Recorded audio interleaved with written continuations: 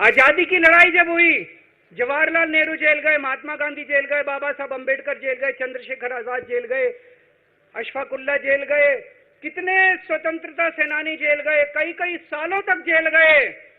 जब वो जेल जाते थे, उनसे मुलाकात के लिए उनके साथी उनसे मिलने जाया करते थे, उनके घर के लोग जाते थे, उनके रिश्तेदार उनसे मिलने जाते थे, और जब वो मिलने के लिए जाते थे वो उनसे पॉलिटिकल बातें करते थे।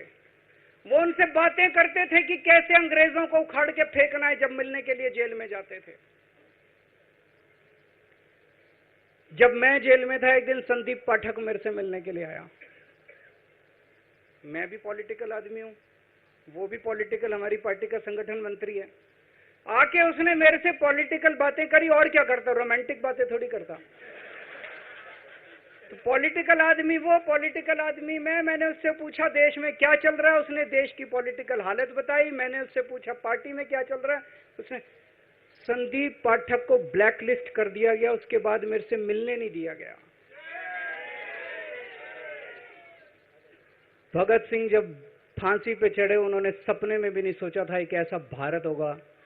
आज से 95 साल के बाद इस देश के अंदर इतनी क्रूर और अत्याचारी सरकार आएगी कि अंग्रेजों को भी पीछे छोड़ देगी। दोस्तों,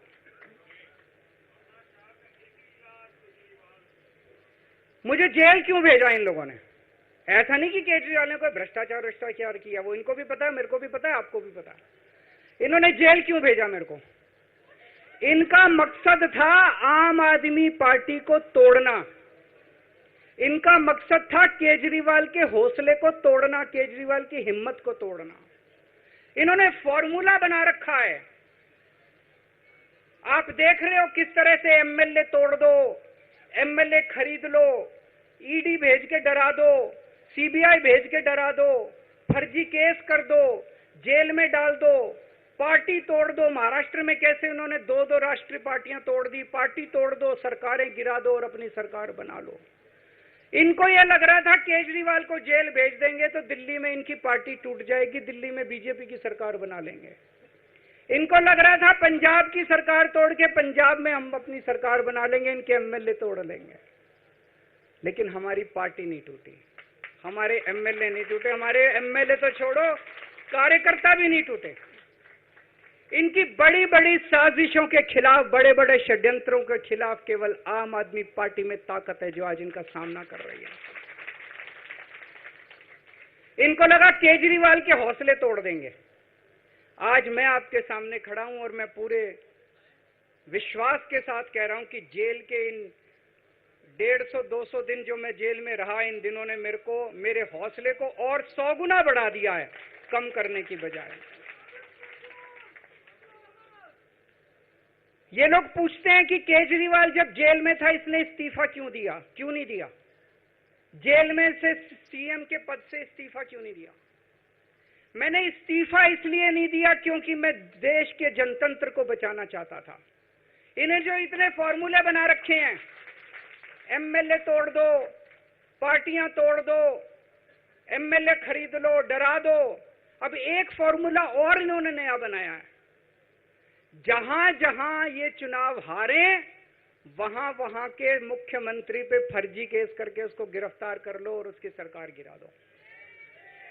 अगर मैं इस्तीफा दे देता, अगर मैं हेमंत सोरेन साहब ने इस्तीफा दिया, मैं भी इस्तीफा दे देता। इन्होंने सीतारमैया पे भी अभी केस किया है, इस सीतारमैया साहब के ऊपर। इन्होंने पिनाराई विजयन के ऊपर भी केस कर रखे हैं, ममता दीदी के ऊपर केस कर रखे हैं। ये एक ऑपोजिशन के मुख्यमंत्री को नहीं छोड़ते, एक एक को पकड़ के फर्जी केस कर करके उनको जेल में डाल देते और एक एक की सरकार गिरा देते। मैं जेल में गया, अभी 10 दिन पहले सुप्रीम कोर्ट की एक बेंच ने पूछा सरकार से कि जेल के अंदर से सरकार क्यों नहीं चल सकती।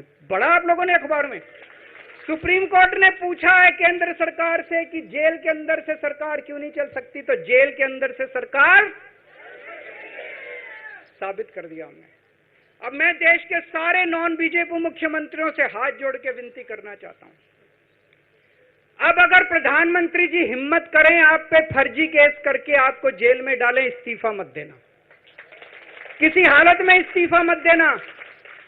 जेल से सरकार चलाना हम सबको मिलकर, ऐसा नहीं कि हम पद के लालची हैं, ऐसा नहीं कि मुख्यमंत्री पद हमारे लिए महत्वपूर्ण है। इसलिए क्योंकि हमारे लिए हमारा संविधान जरूरी है, हमारा देश जरूरी है, जनतंत्र जरूरी है, जनतंत्र को बचाना जरूरी है। इतने भारी बहुमत से जीती हुई सरकार, एक बार 70 में से 67 सीट आई, एक बार 70 में से 62 सीट आई, और आप पकड़ के जेल में डाल दोगे और कहोगे इस्तीफा दे। मैं सारे मुख्यमंत्रियों से आज हाथ जोड़ के विनती करना चाहता हूं, इनका ये नया फॉर्मूला भी आम आदमी पार्टी ने फेल कर दिया है, जो इन्होंने नया फॉर्मूला बनाया।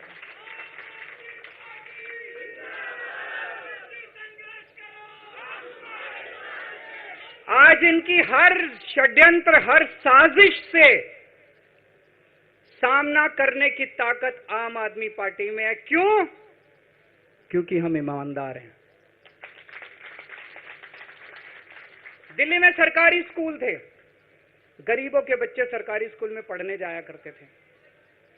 सरकारी स्कूलों की हालत बहुत खराब थी, गरीबों के बच्चों का कोई भविष्य नहीं था।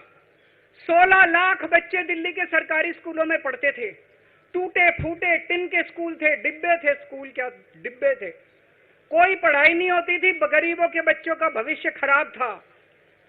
उन गरीबों के बच्चों को पिछले 10 साल के अंदर 18 लाख बच्चों को हमने सरकारी स्कूल अच्छे बना के भविष्य दिया है। हम ये कैसे कर पाए?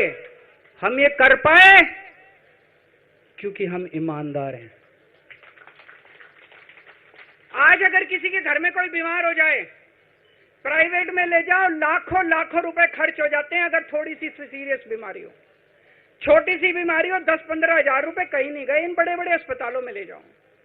दिल्ली के अंदर हर सरकारी अस्पताल को शानदार बनाया, नए नए सरकारी अस्पताल खोले, गली गली में मोहल्ला क्लिनिक खोला।